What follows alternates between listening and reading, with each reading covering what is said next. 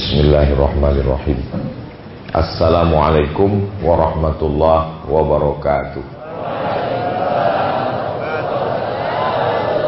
Kaifa halukum? Apa kabar? How are you guys? Fadilatul Ustaz Ad-Doktor Kiai Haji Sabran Hafizahullah wa saddada khutah, nafa'anallahu bi ghaziri ulumihi wa bi husni adabihi wa lutfihi. Yang membaca Al-Quran Ustadz Abdullah. Hadir Kepala Kantor Kementerian Agama Ustadz Abdul Razak. Yang ceramah Abdul Somad. Jarang-jarang 3 Abdul bertemu dalam satu majelis. Mudah-mudahan yang mempertemukan ini diberikan Allah panjang umur sehat badan. Yang mempertemukannya Kiai guru kita semua. Saya di Pekanbaru itu habis sholat subuh hari Sabtu tausiah. Habis tausiah saya ngisi tafsir di sekolah namanya Al-Azhar Sifabudi. Al-Azhar Sifabudi ini nama kepala sekolahnya Ustadz Qurtubi. Ustadz Qurtubi punya anak. Anaknya belajar di pesantren Al-Quraniyah. Nama pimpinan pesantren Al-Quraniyah Kiai Haji Dr. Sobron. Begitu sanadnya. Itu namanya sanad. Laulal isnad laqala man sya'a ma sya'a. Kata Imam Abdullah Ibnul Mubarak. Kalaulah bukan karena sanad, orang akan ngomong semaunya saja. Al-Quran yang kita baca di Indonesia, Malaysia, Brunei Darussalam, Moro, Filipina, Patani, Thailand Selatan, Singapura, itu riwayat Imam Hafs. Imam Hafs dapat riwayat itu dari Imam Asim. Imam Asim dapatnya dari Abu Abdurrahman Ibn Habib As-Sulami. Imam Abu Abdurrahman dari beberapa orang sahabat Nabi. Yang pertama Zaid bin Sabit, yang kedua Ubay bin Ka'ab, yang ketiga Abdullah bin Mas'ud, yang keempat dari Sayyidina Ali bin Abi Talib, keempat-empatnya dari Sayyidina Maulana Muhammad sallallahu alaihi wasallam. Nabi Muhammad dari Jibril, Jibril dari Allah Subhanahu wa ta'ala. Adapun Kiai Sabran dari guru, syekh dan kiai beliau di Institut Perguruan Agama Islam Al-Quran, lalu kemudian sampailah sanad itu kepada Imam Hafs, dari Imam Hafs ke Imam Asim, dari Imam Asim ke Imam Abu Abdurrahman, dari Imam Abu Abdurrahman ke sahabat Nabi Ubay bin Ka'ab, Zaid bin Thabit, Ali bin Abi Talib, Abdullah bin Mas'ud, sampai ke Nabi Muhammad sallallahu alaihi wasallam. Tidak putus. Kalau sanadnya putus, maka hadisnya dhaif. Hadis saja kalau dhaif tidak diterima, apalagi Al-Qur'an. Tidak usah diingat-ingat. Karena kalau dipaksakan nanti kabelnya putus. Cukup didengar aja baik-baik. Nanti diulang-ulang melalui channel Ustadz Abdul Somad Official. Subscribe, like, and share. Nah, ada salah seorang sahabat Nabi di kampungnya itu ada orang gila. Lalu kemudian dia baca Al-Fatihah banyak-banyak sambil menahan air liur. Bismillahirrahmanirrahim. Alhamdulillahirabbil alamin arrahmanir rahim maliki yaumiddin iyyaka na'budu wa iyyaka nasta'in shiratal mustaqim shiratal ladzina an'amta 'alaihim ghairil maghdubi 'alaihim waladdallin amin. Bismillahirrahmanirrahim. Alhamdulillahirabbil alamin. Sampai air liurnya banyak, habis itu dia ludahi orang gila itu. Sehat. Orang gilanya sembuh. Habis itu dia lapor ke Nabi Muhammad sallallahu alaihi wasallam. Ya Rasulullah, ya, ada orang gila di kampung saya. Saya bacakan Al-Fatihah banyak-banyak sambil air liurnya saya tahan. Setelah itu saya ludahi, orangnya sembuh dan saya dikasih hadiah kambing. Pertanyaannya, kambingnya halal apa enggak? Dia nggak ada nanya, ya Rasulullah, boleh nggak bacakan Al-Fatihah untuk orang gila? Dia nggak tanya itu. Yang dia tanya, kambingnya halal apa tidak. Beda sama orang sekarang. Yang dipermasalahkannya baca Fatihahnya, kambingnya nggak dimasalahkan. Itulah dalil boleh menerima hadiah dari ruqyah. Riwayat kedua, sahabat Nabi musafir. Sampai di tengah jalan, mereka mau numpang nginap di rumah kepala suku. Kepala sukunya sombong, angkuh, tidak mengizinkan. Gak boleh nginap di sini. Silakan lanjut perjalanan. Mereka lanjut perjalanan. Gak berapa lama melanjutkan perjalanan, tiba-tiba ada orang mengejar dari belakang. Dengan napas tersengal-sengal orang itu ngomong, tolonglah pulang lagi temui kepala suku. Kenapa? Karena kepala sukunya baru disengat kalajengking. Syukur. Andai saya itu yang diminta tolong, rasain. Tapi orang ini baik. Tolonglah doakan kepala suku. Dia pun mundur lagi datang dan kemudian mendoakan kepala suku itu dengan membacakan Al-Fatihah. Setelah dibacakan Al-Fatihah, kepala sukunya sembuh, dapat hadiah 30 ekor kambing. Sampai di kota Madinah, dia cerita ke Rasulullah. Ya Rasulullah sallallahu alaihi wasallam, ada kepala suku disengat kalajengking, saya bacakan Al-Fatihah sembuh dan dapat 30 ekor kambing. Nanya ke Nabi, halalkah 30 ekor kambing ini? Kata Nabi, kenapa kamu nggak bagi-bagi? Dari dua riwayat ini menguatkan makna wa nunazzilu minal qur'ani ma huwa syifa. Bahasa Arabnya obat itu dua, dawa dengan syifa. Kenapa Allah tidak mengatakan wa nunazzilu minal qur'ani ma huwa dawa? Karena kalau dawa diminum bisa sehat, bisa sakit, bisa mati. Tapi kalau syifa pasti sembuh. Jadi, kalau kena kalajengking sehat, kalau yang gila sehat, yang COVID kok mati? Kalau ada orang mati, itu bukan karena penyakit, tapi karena ajalnya sampai. Ada orang amat sangat takut, sampai bakwan aja dicuci pakai hand sanitizer. Saking takutnya. Mati juga. Matinya kenapa? Karena bersin. Lan tamuta nafsun. Orang tidak akan mati qabla an tastakmila rizqaha wa ajalaha. Sebelum rezekinya penuh, sebelum ajalnya sampai, itu sudah dijanjikan Allah Ta'ala. Diciptakan Allah makhluk namanya qalam. Allah bersumpah demi qalam, Nun wal qalami wa ma yasturun. Innallaha katabal maqadir. Qalam sudah menulis takdir 50 alfasanah, 50.000 tahun qabla an yakhluqas samawati wal ard, sebelum Allah menciptakan langit dan bumi. Hadis riwayat Imam Muslim, Ibnul Hajjaj Al-Qushairi An-Naisaburi. Nama kitabnya Al-Jami' As-Sahih Al-Musnad Al-Mukhtasar min umuri Rasulillah sallallahu alaihi wasallam wa sunanihi wa ayyamih, disingkat dengan Sahih Muslim. Tapi jangan gara-gara ini kita tidak ikut protokol kesehatan. Adapun pakai masker itu adalah ikhtiar dan usaha.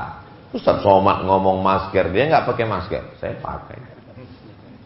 Santri-santri mereka semuanya steril, bersih, karena mereka di karantina, maka bersih. Orang tua aja nggak boleh masuk. Ustaz Somad kok boleh masuk? Belum tua. Ustaz Somad boleh masuk karena sudah rapid test, tangannya udah ditusuk, keluar darah.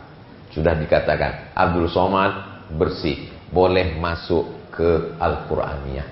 Ini masuk ke sini ini bukan sembarangan, harus fit and proper test. Nah, oleh sebab itu insya Allah anak-anakku sekalian semuanya sehat walafiat. Tapi yang namanya manusia tetap ada rasa takut. Takut, cemas, ngeri, khawatir, galau. Kalau ada santriwan, santriwati yang mengatakan, Ustaz Somad, saya takut, cemas, ngeri, galau, takut. Berarti kamu masih hidup. Kalau ada yang mengatakan, saya udah gak takut lagi Pak Ustaz, berarti kamu hantu. Abu Bakar Siddiq yang belajar dengan Nabi 13 tahun. 13 tahun belajar dengan Nabi Muhammad SAW. Ketika berada di Jabal Sur, dia takut apa enggak takut? Takut. Lalu apa kata Nabi SAW? Ma dhannuka bithnaini fallahu thalithuhuma. Kalau kau merasa takut dalam keadaan berdua, maka Allah yang ketiga. Kalau kau merasa takut berempat, maka Allah yang kelima. Ada Allah. Ilhuma fil ghari. Ketika mereka berdua berada di dalam gua, idh yaqulu li sahibihi, dia berkata kepada sahabatnya, la tahzan, don't be sad. Jadilah satu buku yang ditulis oleh Dr. Aid Al-Qarni. Bukunya bestseller, ditulis berbagai bahasa di dunia, Inggris, Prancis, Indonesia. La tahzan, don't be sad, jangan sedih, jangan takut, jangan galau. Kenapa? Karena ada Allah. Tidak ada rasa takut, tidak ada tempat untuk takut di kepala santriwan santriwati Al-Qur'aniyah, karena kepalanya sudah diisi Al-Qur'an. Pas dicek kepalanya, rasa takut nggak ada tempat, karena sudah diisi dengan Al-Quran. Warzuqna tilawatahu ana al-laili wa atrafan nahar. Ana al-laili, ketika di waktu malam, wa atrafan nahar, dan ujung siang. Yang dimaksud ujung siang awal terbit matahari, ujung siang petang tenggelam matahari, malam, pagi, petang isi kepalanya Al-Quran. Adapun anak-anak yang di luar pesantren isi kepalanya game online, PlayStation, Naruto, Pinipin. Anak-anak pesantren tidak sempat memikirkan itu. Dia sibuk dengan setorannya, dia sibuk dengan hafalannya. Yang sudah hafal sibuk dengan tafsirnya, yang sudah tafsir asbabun nuzulnya, sibuk dengan karya-karyanya. Maka itulah yang akan kekal abadi di bawah bekal menghadap Allah. Yauma la yanfa'u malun wala banun. Hari itu tak ada gunanya harta, wala banun, tak ada gunanya anak, illa man atallaha biqalbin salim. Mereka datang menghadap Allah dengan qalbin, hati yang salim. Kenapa hatinya salim? Karena isi hatinya Al-Quran, isi kepalanya Al-Quran. Sebetulnya Al-Quran itu di hati atau di kepala? Harus dicek ke rumah sakit berarti Pak Ustaz. Harus di scan. Di mana sebetulnya Al-Quran itu? Afala yatadabbaruna al-Qur'an am ala qulubin. Qulub. Al-Quran mengatakan Quran itu di qulub, di hati. Tapi ada orang mengatakan, marilah kita berpikir. Pernah nggak ada orang ngomong, marilah kita berpikir? Kenapa selalu dia mengatakan, marilah kita berpikir? Dia selalu menyebut kepala. Maka ikhtilaf para dokter dan filosof. Sebetulnya yang kita ingat itu di sini atau di sini? Maka saya ambil pendapat yang mengkombinasikan antara keduanya. Dia awalnya di sini, lalu dari jantung hati ini naik ke kepala. Berawal dari sini, lalu kemudian ke kepala. Kepala namanya dimal. Di dalam dimal inilah ada akal. Akal inilah yang mengikat. Akal itu 3 huruf. Akala. Akala artinya mengikat. Makanya orang Arab yang mengikat kepalanya dengan tali sorban di atas disebut dengan igal. Orang Arab menyebut igal. Karena orang Arab itu qafnya jadi G. Maka iqal artinya tali yang mengikat. Akal namanya. Akal diberikan Allah sebagai tali mengikat hawa nafsu. Manusia diikat dengan akalnya. Hewan diikat dengan tali. Kalau ada orang yang tidak terikat dengan akalnya, ikatlah dia dengan tali. Oleh sebab itu anak-anakku sekalian, akalnya sudah diperkuat ikatannya dengan ikatan Al-Quran. Beruntunglah Bapak Ibu wali santri yang sudah memasukkan anaknya ke pondok Al-Quraniyah, karena akal anaknya diperkuat ikatannya dengan ikatan Al-Quran. Kalau ikatan ini tidak kuat, longgar, maka semua akan masuk. Narkoba, sabu-sabu, lem kambing pun masuk.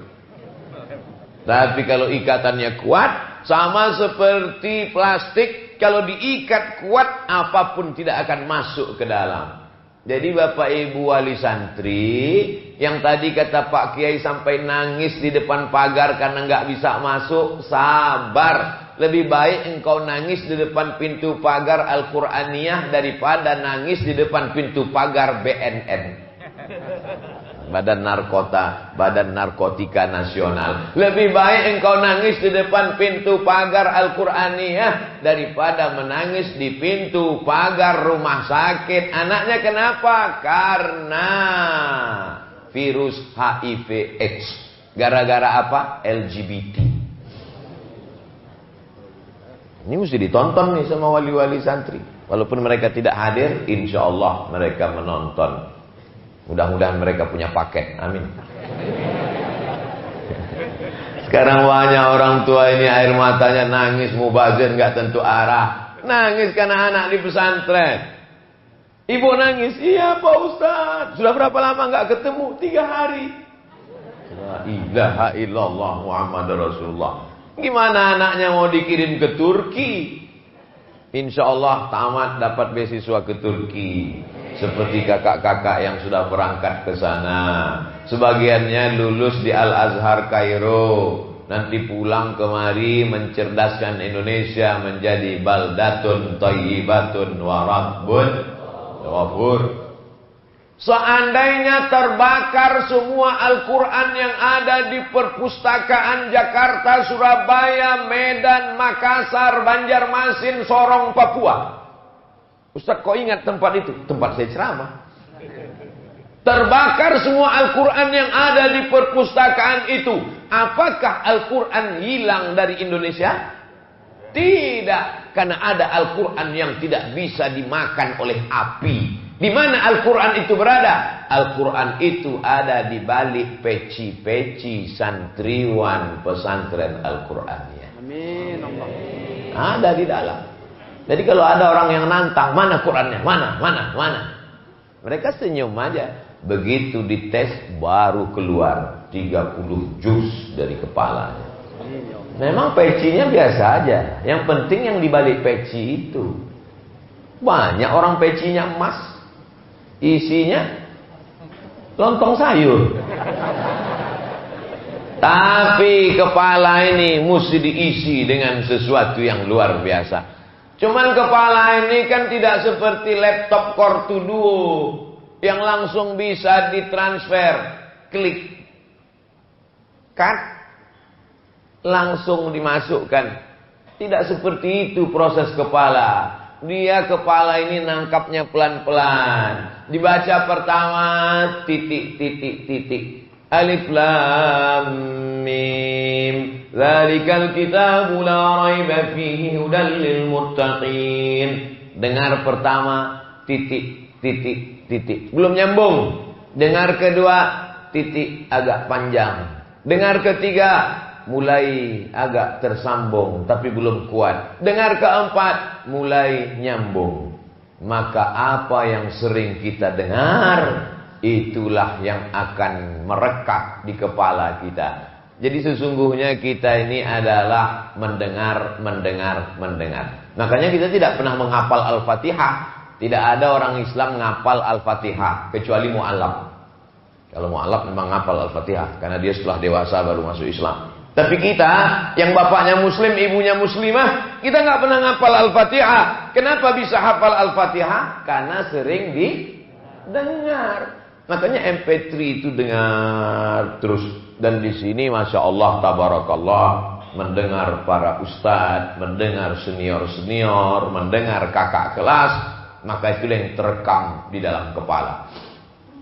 Nanti kalau saya ngomong dikatakan orang apologi. Itu kan apologi, membela agama dia. Tidak ada di dunia ini satu agama pun yang umatnya hafal kitab sucinya kecuali agama Islam. Setuju? Yalah, orang Islam. Tapi kita apologi. Apologi itu artinya membela agama sendiri. Tapi kalau mau ditantang di seluruh dunia, silakan.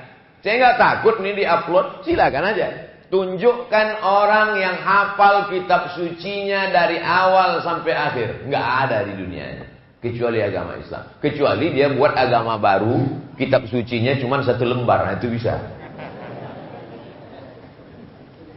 Siapa yang menjamin itu? Allah dalam Al-Quran. Satu-satunya ayat yang pendek, taukidnya sampai 5. Inna nahnu nazzalna dzikra wa inna lahu lahafizun.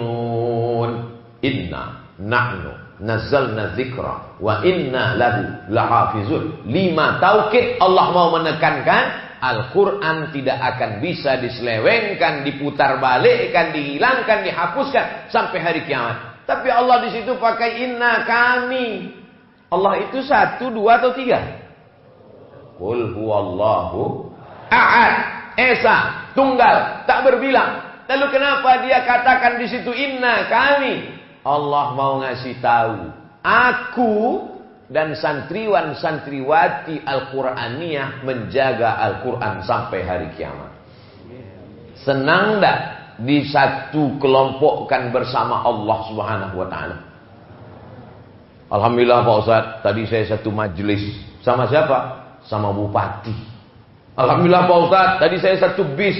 Sama siapa? Sama gubernur. Alhamdulillah Pak Ustadz, tadi saya satu pesawat. Sama siapa? Sama presiden. Terus dia duduk paling depan, saya duduk paling belakang. Orang begitu bangga satu majelis dengan pejabat. Tapi ini di satu majeliskan dengan Allah. Inna nahnu nazzalna dzikra wa inna lahu lahafizun. Kami, kata Allah. Allah ingin mengatakan aku dan mereka yang penghafal Quran ikut menjaga Al-Quran sampai hari kiamat. Oleh sebab itu anak-anakku, santriwan-santriwati yang sudah hafal Quran mudah-mudahan istiqomah. Yang belum, yang masih belum, kurang-kurang semangat, maka bersemangat. Adapun jadi juara internasional, jadi menang musabaqah, itu bonusnya. Lebih daripada itu adalah kehormatan yang luar biasa. Ayah ibu kalian nanti di akhirat, mereka yang di atas kepalanya ada tajun minan nur, mahkota dari cahaya. Kenapa mereka dapat mahkota dari cahaya? Crown, taj, mahkota. Karena mereka membiarkan, melepas, ridho, senang anak-anak mereka berpisah dalam keadaan jauh dari kota tempat tinggal, dalam keadaan COVID, mereka lepas anaknya demi untuk menjadi para penghafal Al-Quran. Beruntung, bertuah. Sayang dengan anak bukan disediakan kamar, di dalamnya ada TV, di dalamnya ada kulkas, dibelikan mobil, dibelikan motor. Semuanya dilepas, kaca spionnya dicopot, lampunya dicopot, knalpotnya dicopot, remnya dicopot, nabrak tiang listrik, mati. Bukan begitu sayang kepada anak. Sayang kepada anak bukan dibelikan handphone, game online, PlayStation. Belilah handphone limited edition, hanya 3 di dunia, 1 di Amerika, 1 di Australia, 1 di Jakarta. Itu dia beli untuk anaknya. Saking canggihnya, cara menghidupkannya pun nggak tahu. Sampai di rumah bingung, apa yang mau dipencet? Telepon teknisi, teknisinya ketawa. Ini super canggih bu, hidupkannya gimana? Bersin aja, hidup. Habis uang untuk alat multimedia komunikasi, merusak kepala anak, game online, PlayStation, macam-macam. Di luar tidak selamat dari warnet, pergaulan bebas. Maka kalian ini seperti pokok kayu yang baru tumbuh. Dahannya masih hijau, pucuknya hijau muda, kuman banyak, bakteri banyak, werengnya banyak.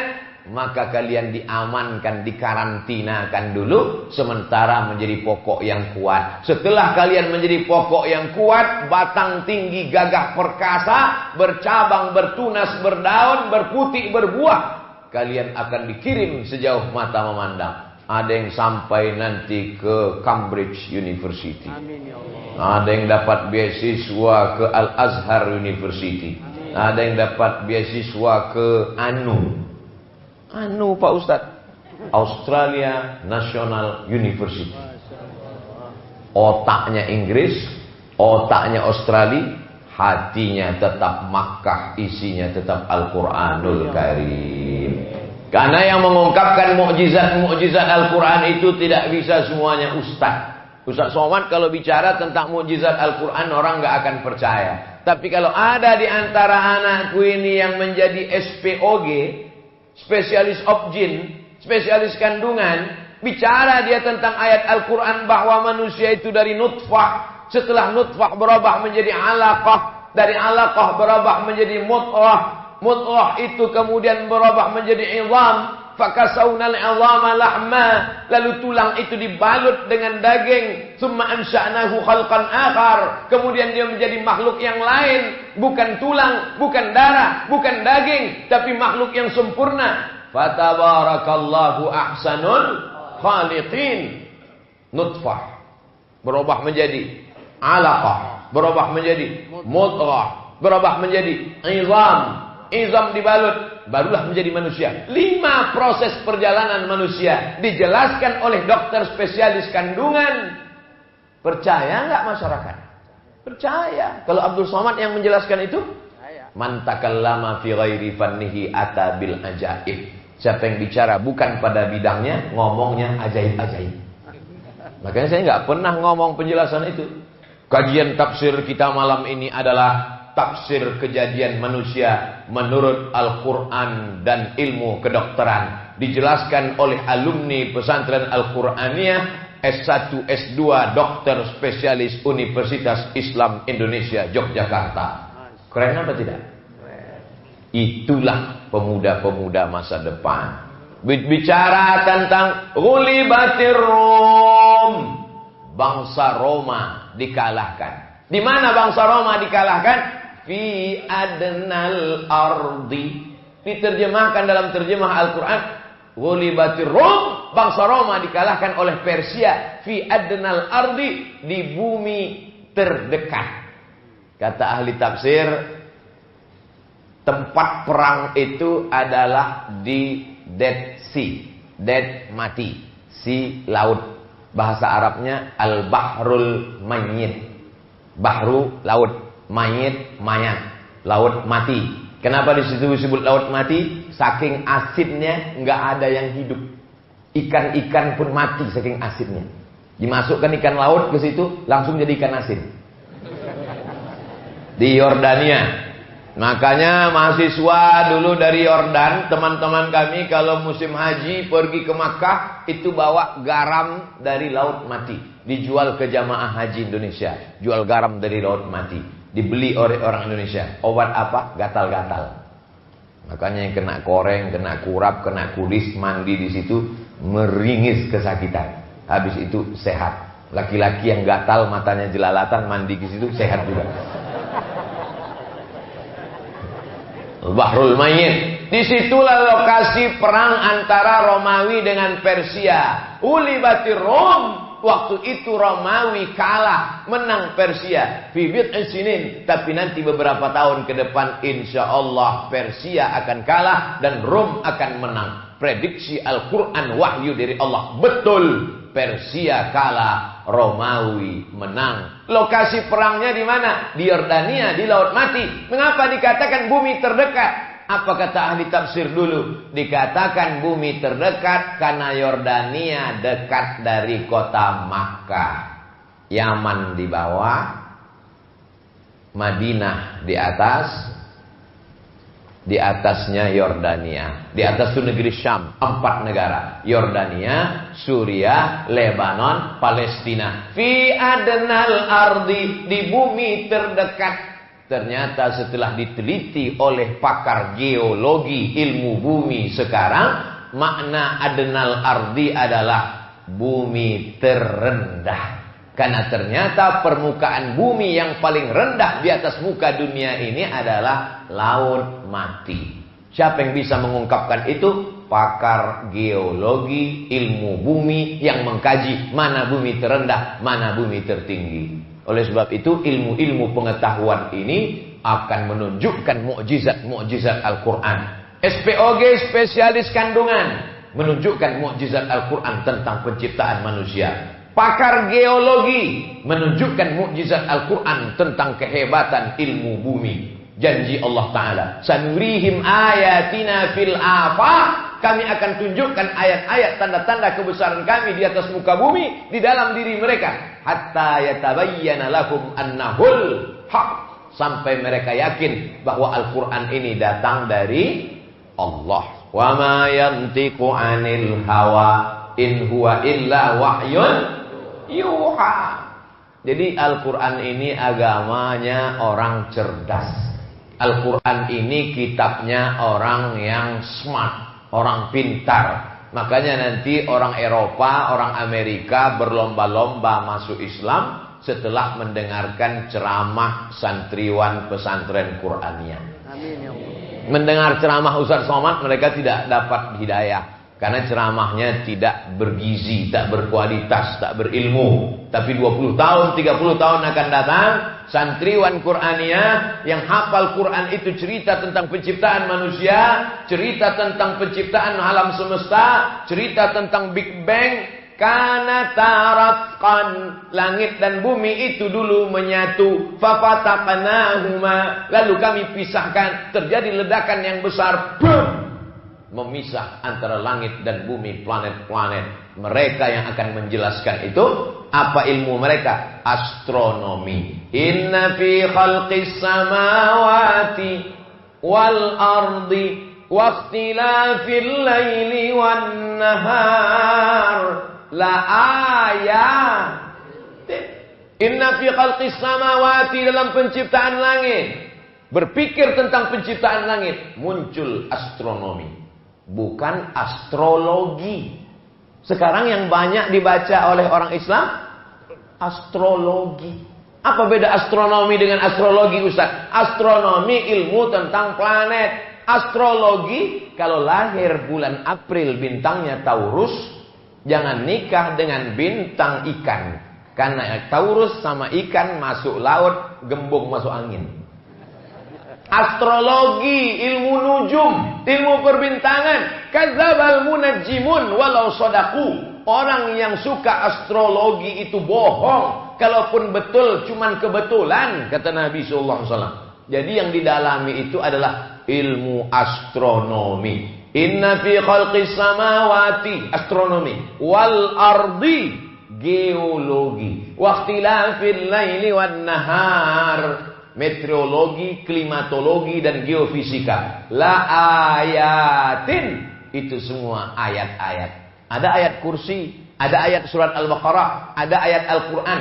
Itu namanya tafsir ayat-ayat yang tersurat. Tapi ada tafsir ayat-ayat kauniyah, ayat alam semesta. Lebih besar, lebih banyak. Dan kalau itu dijelaskan, manusia akan dapat hidayah Al-Quran. Allahumma hdina, beri kami hidayah. Wahdi bina, berikan orang lain hidayah. Waj'alna sababan liman ihtada, jadikan sebab hidayah itu karena kami.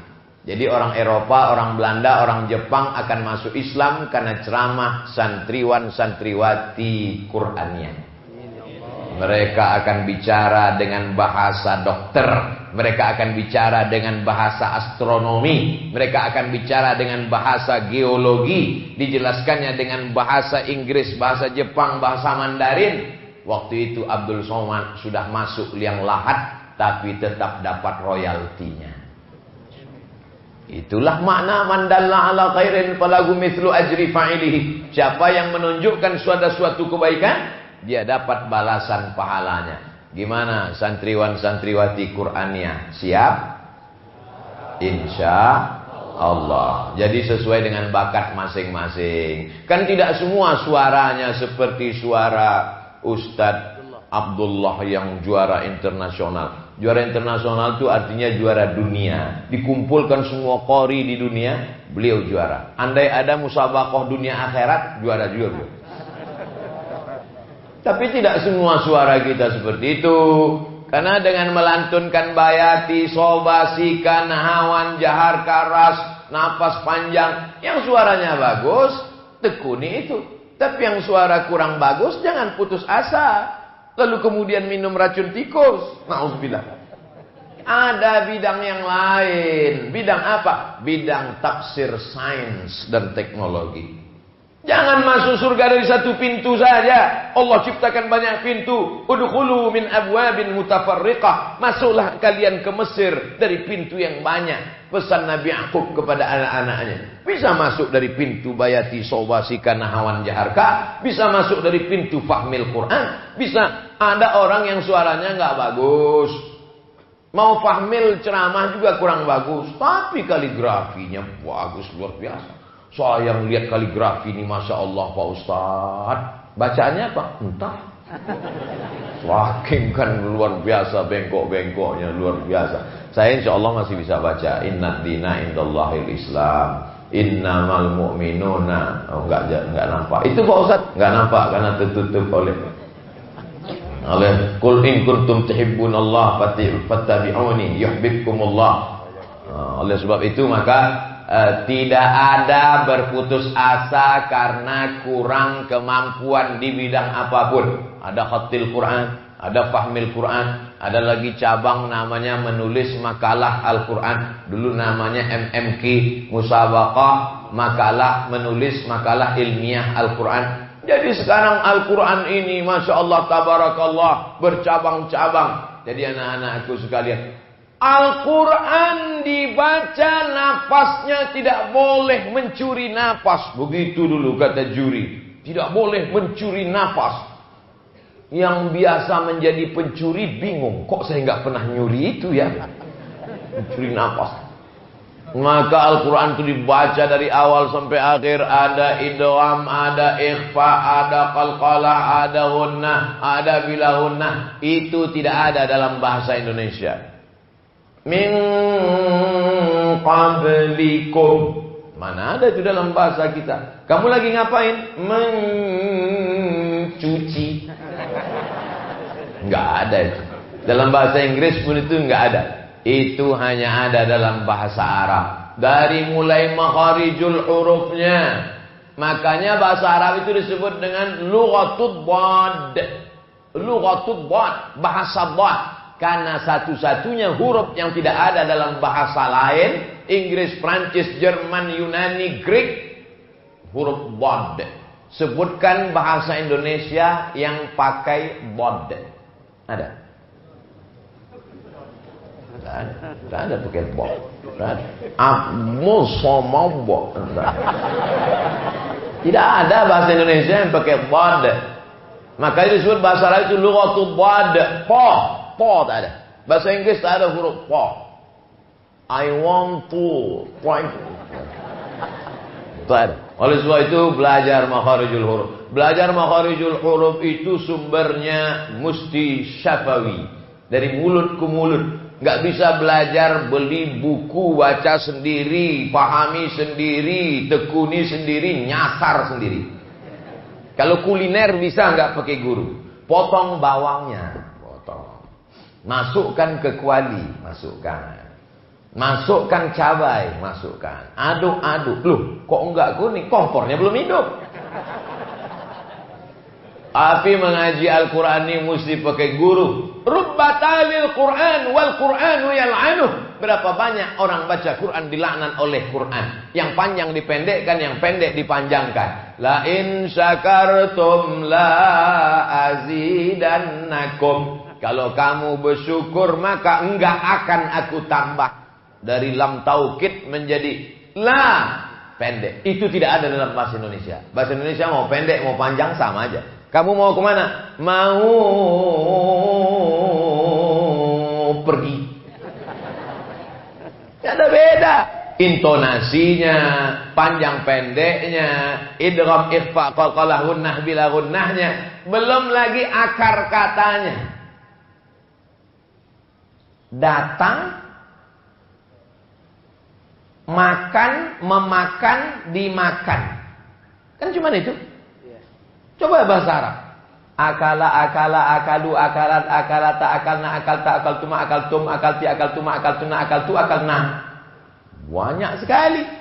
Akar kata bahasa Arab itu satu tapi bisa dirubah menjadi 200, 300, 400. Itu baru fi'il madhinya, belum mudhari'nya. Kalau bahasa Inggris, eat, eating, eaten, eaten. Come, coming, came. Cuman itu aja. Bahasa Arab. Hadara yahduru, huduran, hadirun, mahdurun, mahdarun. Banyak sekali akar katanya. Oleh sebab itu kamus bahasa Indonesia lengkap Purwadarminta sejengkal. Kamus Lisanul Arab Ibnu Manzur semeter. Bahasa apapun di Indonesia ini tidak terlalu banyak perubahan katanya. Uwis mangan, urung mangan, Arab mangan. Tidak berubah. Makan itu nggak berubah. Tinggal tambah sudah makan, akan makan, sedang makan, mau makan. Tapi kalau bahasa Arab tidak begitu. Akala. 3 huruf cuman. Akala. Coba terjemahkan bahasa Indonesia. Dia seorang laki-laki sudah makan. Terima kasih. Akala. Yakulu. Dia seorang laki-laki sedang makan. Saya kulu. Dia seorang laki-laki akan makan. Dekat sebentar lagi. Kalau masih lama, saufa yakulu.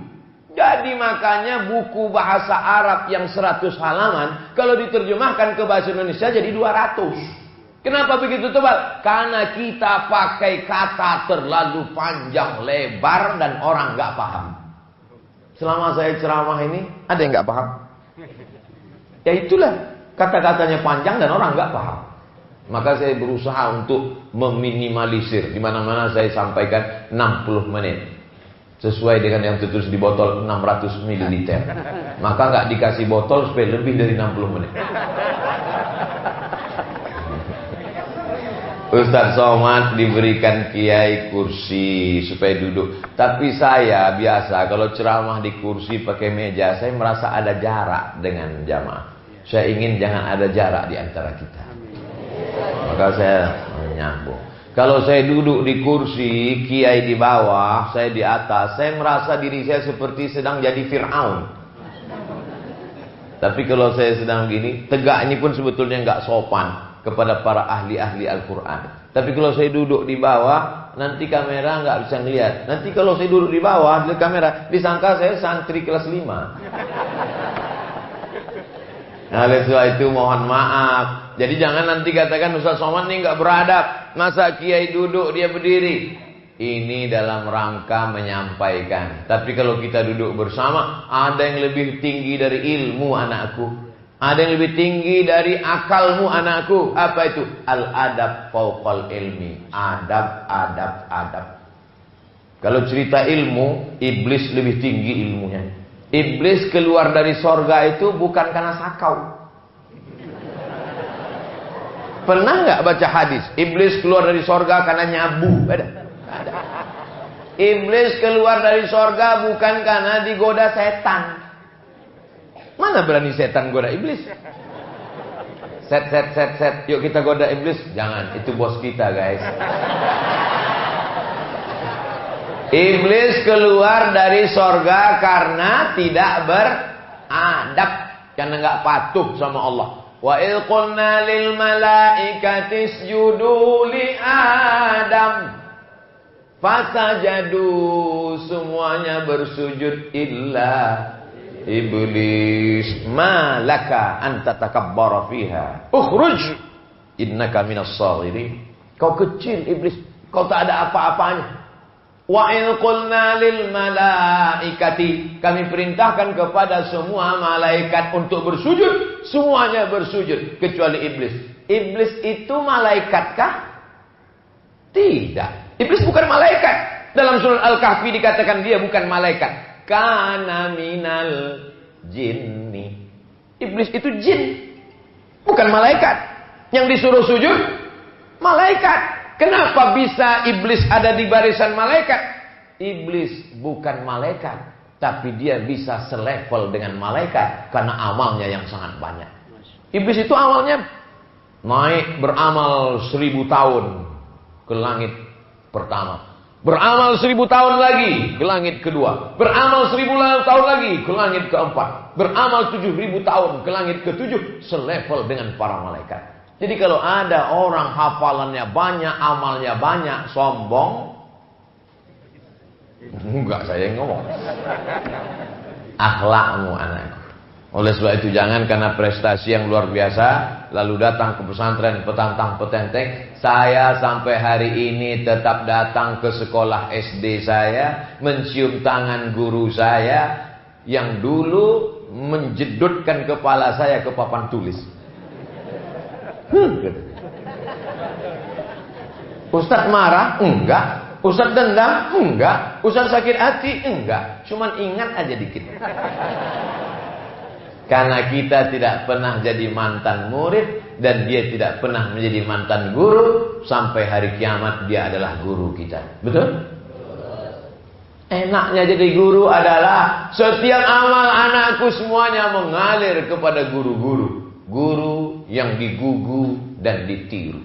Dari mulai cara pakai sorbannya, dari mulai cara berjalannya, dari mulai cara baca Qur'annya, dari bagaimana cara menarik nafasnya, bagaimana membaca lantunan Al-Qur'annya. Oleh sebab itu guru-guru kita ini Masya Allah, tabarakallah. Kadang ilmu kita ini biasa saja, tapi yang lebih banyak itu adalah barokahnya. Makanya kalau kita di pondok-pondok pesantren itu kadang ngaji baca kitab, baca kitabnya cuma 3 baris yang paling panjang. Untuk almarhum Kiai Fulan Al-Fatihah, untuk almarhum Kiai Syekh Abdul Qadir Al-Jilani Al-Fatihah, untuk Syekh Bahauddin anak sampai ini. Orang yang nggak ngerti, loh ini kapan ngajinya Fatihah-Fatihah mulu. Wattaqullah wa yu'allimukumullah. Kalau kau takut kepada Allah, maka Allah yang mengajarkan engkau ilmu. Wa 'allamnahu min ladunna ilma. Coba baca tafsir Abu Ja'far Ibnu Jarir At-Tabari. 24 jilid, 24 juz tafsir At-Tabari. Itu enggak masuk akal dengan sanad-sanadnya lengkap. Dari Imam Ad-Dhahhak ke Ibnu Abbas, dari Jabir, dari kemudian Imam, dari mana sanad-sanad itu lengkap semua. Padahal waktu itu Imam Abu Ja'far Ibnu Jarir At-Tabari nulis tafsir itu tidak pakai bantuan laptop dan www.google.com. Murni dengan akalnya. Dari mana dia dapat itu? Wahyu? Tidak, karena wahyu sudah berakhir dengan datangnya Nabi Muhammad SAW. Dia dapat dari mana itu? Dari barokah guru-gurunya. Oleh sebab itu jangan pernah melawan guru. Guru itu mudah saja. Sami'na wa ata'na. Di Pulau Jawa, di India namanya guru. Guru itu bahasa India. Sedangkan di Pulau Jawa namanya kiai. Karena di Jawa dulu suatu yang mulia-mulia, ada gending, ada tombak, ada keris, itu dipanggil kiai. Karena dia makhluk yang dimuliakan di budaya Jawa dulu. Maka ketika datang orang mengajarkan agama, dipanggil kiai. Makanya ada lembu warna putih yang dimuliakan, itu disebut dengan Kiai Slamet. Makanya kalau ada kiai nggak bisa baca kitab, namanya Kiai Slamet. Jadi kiai adalah orang yang dimuliakan. Ada yang lebih tinggi lagi dari kiai, namanya sunan. Sunan artinya orang kalau kita ketemu dengan dia, tangan kita susunan. Maka kalau ketemu susunan. Saya pun tadi masuk ke sini karena nggak boleh salaman. susunan disusun. Ini namanya Sunan PSBB. Sunan PSBB. Anak-anak sekarang tidak belajar lagi. Kami dulu di SD belajar PSBB, pelajaran sejarah perjuangan bangsa, supaya menghormati penguasa, pejuang-pejuang bangsa zaman dulu, founding father, pendiri bangsa, bil khusus 30 September yang tak lama lagi. Nah, ini banyak orang sekarang ketakutan dengan bangkitnya komunis. Saya tidak takut sedikit pun. Kenapa? Penghafal Quran inilah yang akan melenyapkan komunis dari Indonesia. Amin. Komunis itu kan singkatnya tidak bertuhan. Pemikirannya diambil dari mana? Dari Karl Marx. Karl Marx punya murid namanya Stalin. Mereka mengatakan agama ini hanya opium. Agama ini harus dimusnahkan. Makanya agama harus dihabisi. Oleh sebab itu ujung tombak perjuangan melawan komunisnya adalah pondok pesantren. Kalau sudah pesantren ini tumbang, hancur bangsa, kita akan terjajah. Makanya pesantren Qur'aniyah muncul. Alumni-alumni ini akan pulang dari Sabang sampai Papua. Dan akan lahirlah Qur'aniyah 1, Qur'aniyah 2, Qur'aniyah 3, Qur'aniyah 4, Qur'aniyah 5. Abdul Somad nanti akan meresmikan di Sorong, Papua, Qur'aniyah 1000. Amin. Nggak ada yang mengaminkan. Semua berawal dari mimpi. Orang yang paling pengecut adalah untuk mimpi aja pun dia takut. Dulu saya waktu sekolah, saya tulis di buku saya, Profesor Dr. Abdul Somad. Kata kawan saya yang duduk sebelah sebangku, "Man, jangan kau tulis, aku takut kau gila." Sejak itu saya takut gila, nggak saya tulis lagi. Sekarang saya baru ingat, oh iya ya, ternyata apa yang kita dapat itu adalah mimpi-mimpi kita di masa lalu. Oleh sebab itu anak-anakku mesti bermimpi. Makanya kalau ada teman yang tertidur, jangan marah, dia sedang bermimpi tentang masa depan. Enggak apa-apa. Ustadz, saya nggak pernah marah nggak pernah saya marah di ceramah di mana-mana sama santridat. Coba tonton di video. Kenapa? Karena mereka itu saya kalau ke pesantren, saya tidak merasa sebagai ustadz. Saya di mana-mana kalau ceramah ke pesantren, saya ingat dulu waktu jadi santri. Kalian masih lumayan dengan ceramah. Kami dulu. Itu banyak teman-teman itu waktu sholat subuh, sujud pertama sekaligus sujud terakhir. Nggak mau bangun. Itu. Makanya santri Qur'aniyah luar biasa. Ustaz Somad ceramah, mereka masih mendengar. Kami dulu ada mudabbir. Kelas 5 itu mudabbir kemana-mana bawa sorban. Itu buku. Ini tangan ini nggak terhitung tak berapa kali kena batang sapu. Yang paling kejam itu adalah qismul lughah dengan qismul ta'lim. Habis sholat maghrib. Saya masih ingat yang mukul saya pakai sapu itu. Saya enggak dendam. Cuman kalau dia ngundang ceramah, saya enggak mau. Persahabatan dulu tuh luar biasa. Jadi kalian di pesantren ini, alhamdulillah nanti baru terasa 20 tahun, 30 tahun akan datang, ketemu reunian, lucu-lucuan. Oh, itu luar biasa kenangannya. Yang dikenang yang indah itu adalah sesuatu yang hari ini kita anggap biasa-biasa saja. Oleh sebab itu menulislah anakku. Saya ketika masuk pesantren, saya dikasih buku diari 1, saya tulis. Ada semua catatannya. Hari ini enggak pramuka kena pukul. Ada semua. Hari ini masuk ke lemari enggak ikut senam pagi. Ada. Tapi jangan ikut Ustaz Somad. Ustaz Somad ini termasuk bukan Ustaz yang baik. Termasuk banyak catatan kriminalnya. Oleh sebab itu ikut Ustaz Kiai Sobron yang baik-baik, yang tulus-tulus, yang ikhlas-ikhlas. Ada catatan. Hari Ahad ini orangnya pelit, sombong, lemarinya dibongkar, bumbu pecalnya habis. Saya sebetulnya baik, cuman kawan saya nggak baik. Teman amat sangat besar pengaruhnya terhadap kita. Jadi waktu itu kami dapat tugas. Nama istilahnya bulis. Bulis itu dari kata polis. Dapat tugas jaga asrama. Bulis 5 orang boleh nggak sholat ke masjid. Jaga asrama. Mana tahu ada maling masuk. Datang kawan. Alladzi waswisu fi. Mat. Ini lemari si anu yang pelit itu. Oh nggak boleh kita rusak. Karena dia jahat boleh. Habislah rambutannya sama cabai bang, sama sambal ikan terinya. Tapi udah minta izin, kami udah minta izin. Waktu acara reuni, saya minta izin kepada kawanku yang dulu kami ambil sambal pecalnya. Kalian izinkan kah? Izin. Nah, selesai. Daripada kita di akhirat mencari dia untuk membawa sambal pecal. Jangan aniaya orang, jangan zolimi orang. Teman-teman yang kita sepelekan hari ini, dia bukan siapa-siapa, yang dia biasa-biasa saja. Mungkin badannya lemah, lesu, letoy, loyo, lunglai, ingusnya nggak berhenti meleleh. Suatu saat dia adalah kebanggaan kita. Mampirlah saya ke rumah makan mewah, canggih, indah, mantap. Sampai di dalam saya pun makan. Makan enak. Tiba-tiba saya ngelihat ada seorang. Kita dulu satu sekolah. Iya. Ayo makan, silakan makan. Nanti saya bayar. Makanlah. Selesai makan, pas saya mau bayar. Berapa semuanya? Kata kasir, mohon maaf Pak, yang punya itu. Ternyata yang makan sama saya itu yang punya rumah makan. Pegawai-pegawai sudah dibawanya umroh semua. Mobilnya mewah. Saya nanya, ente punya tuyul berapa? Bisa kaya begini. Aku nggak kuliah, Mat, kata dia. Dulu waktu kalian tamat pergi kuliah, aku nggak bisa karena aku anak yatim. Tapi aku mulai bisnis ini perlahan. Dia menjadi orang hebat. Jangan sepelekan, teman. Karena kita tak tahu nasib kita bagaimana ke depan. Tu'izzu man tasha' wa tudhillu man tasha'. Biadikal khair. Oleh sebab itu, menjadi anak orang kaya jangan bangga, menjadi anak yatim jangan putus asa, karena ada Allah yang maha kuasa mengangkat dan menaikkan darajat.